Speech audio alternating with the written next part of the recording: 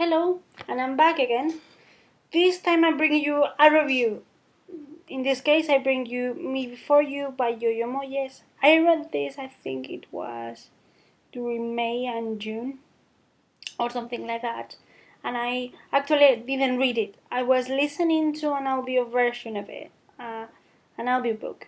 I bought it, and I really was into this book because I know it has had a really important hype, and even more with the film coming out. And I was really into the story. I really wanted to like it, but it didn't happen. And in this book, I'm going to tell you why. To start, I would like to say that if you enjoy this book and you disagree with the points I'm going to try to explain here without doing spoilers, I really appreciate your comments if they are in like a polite sort of way. These are my opinions and only my own, so if you don't like it and you basically wants to give me your arguments, I accept it. But please be polite. And of course, don't spoil anyone. To start with, I would say that knowing that this was a romance and it actually dealt with disability, I was intrigued. I am a disabled person, a wheelchair user, in fact, and I was very intrigued on how this could actually work. Like how she, in this case Jojo Moyes, the author, deal with the facts and the romance without being cliche, which is what normally happens. So I started the audio version of this, and to start with, I found the acting not very good, and I think it's one of the reasons I didn't enjoy the book. So, what is Me Before You about? Me Before You is about Louisa Clark, an unemployed, I don't know, 24-year-old girl that finds a job actually, working for a wheel trainer, which is a rich young man that is actually a quadriplegic, and she is going to work for him as a carer, if I am saying right, because I always confuse the terms. Um, in this story, they both know each other, and they start being completely strangers, and they learn from each other quite a lot. So, knowing this, I was expecting some kind of develop in the characters because this story is based on the characters, and I find that maybe the perceptions of each other was going to develop and grow. But then I found myself reading about two characters that for me they were very stereotypical based. Louisa is the kind of character, normal girl that goes to work, and when she comes back from work, she loves watching TV or not doing much, resting on the sofa, which is perfectly okay. And Will is a grumpy young man that used to, I think I'm going to quote literally, led a beautiful, like, very adventurous sort of life. And he doesn't do it anymore because he's in a wheelchair, like, with a very bad injury that leaves him paralyzed from neck onwards. And I find myself thinking during um, during the whole book, you see how Will teach Luisa about different things in life, like culture or risking a little bit more and finding adventure. And then in return, Luisa tries to make him more happier. I found myself thinking that this story was a little bit stereotypical. It's like not all the characters in a wheelchair are rich. I'm sure for the sake of the plot that Will is rich helps a lot. But I am not rich and I'm disabled. So watching again the stereotypical grumpy rich man in a wheelchair in need of a companion that is there to teach and to help him actually be happy again. I was very disappointed with that. It's because being in a wheelchair it can be hard. I assume that, and even more if you had a more mobility in the past. I understand that. It's not my case, but I understand that. However, when the story begins, it is said that it's been a while since Will had the accident. So, I mean, like, I think it's 4 years or five, I'm not sure. And I think that by the time you had this accident and all the time that has passed, you or the character should actually try to overcome the sadness and discover his own life. However, he doesn't because he doesn't believe there's like life that he can enjoy without being himself, like without being an able bodied person. And I think that's a very negative point of view to share with the public because not all the people with disabilities are like that. I understand you can have bad days, but it's not always like that. And having the motor of the story, these two characters that are actually the cheery, ordinary girl and the grumpy, kind of cultured man in a wheelchair, I found it really simple and really bad. It is true that throughout the book there are events or elements that tell the backstory of each character, and in particular I can think of one that involves Luisa that I thought it was going to be interesting. That fragment actually in the audiobook was very well acted and I really like it.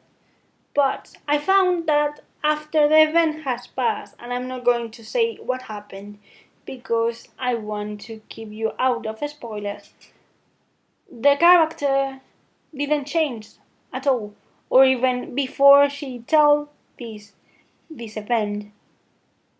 I was expecting to see some traits that can lead us to that experience.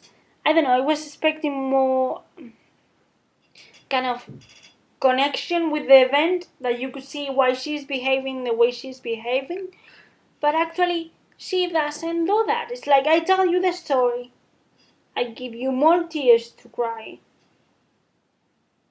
But that's all. Once the story is told, I find that she basically goes on, which is good because, for example, it can be good in a way because you show that she is already past it, but it doesn't have any kind of connection with the general plot or how she is behaving previously and later on.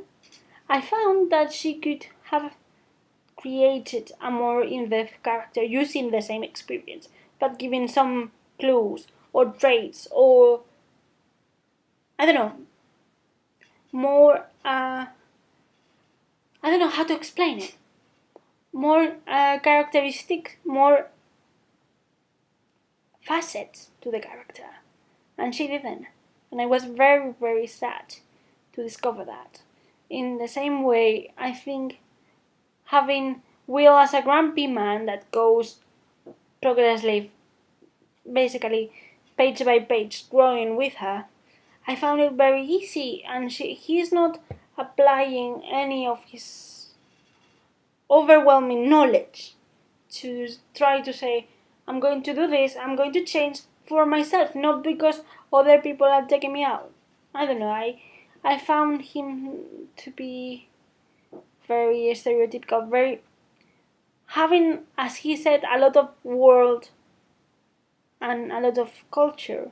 I think he is not developing, or he doesn't develop in the way I was expecting. In the way of, okay, I'm being a little bit of a bad person here maybe people are right. Maybe I should, I don't know, just go outside and enjoy life. Instead of that, he is very conscious that in his mind he cannot do certain things because he's not being himself. Being in a wheelchair doesn't erase your identity, doesn't erase who you are. And creating a character like this that until the end of the book, even if he has overcome all these fears of doing things again, he still thinks like that. I think it's very negative. And I think it's very negative because the portrayal of disability is really bad in this book. Really bad in the sense that you could see a grown man being told by his parents what he should do or he shouldn't do. And even his parents are doing decision and taking decision or making decision on his behalf when he's actually an adult. And incriminating or forcing Luisa to be part of those decisions on his back. I think it's very bad. Also considering that this girl is his employee, so I find it really really negative, and I find the idea of having other adults deciding on the disabled person destiny or decisions, it's really patronizing. And even though by the end of the book there are some events I don't share, I find that those kind of behind the scenes maneuvering or kind of you should do this or that, even though I know you don't want to, is a kind of image that nobody should share with the world if you don't know about disability, because it's very very wrong. Again, I understand that Jojo Moyes uses this kind of plot devices because they are needed, and actually there are parts of the plot in which Luisa confronts the parents because of this same reason. But I don't see that it's a good thing to do, to exploit that or to show it that way. So at the end of the day, when I finished the book, I was like very confused and angry because I didn't see myself reflected on the book. I didn't see disability well treated, and I will explain this in more depth when I do the commentary video. But I don't know, if even to start with, if even have the elements of romance I was expecting, the characters were very very simple, and I find, for example, that the romance that I haven't mentioned it yet. I think that the romance was very, although it was a slow burning thing, and I love that. It was very rushed when it actually happened. I think she could, throw some hints throughout the book, and I didn't see those.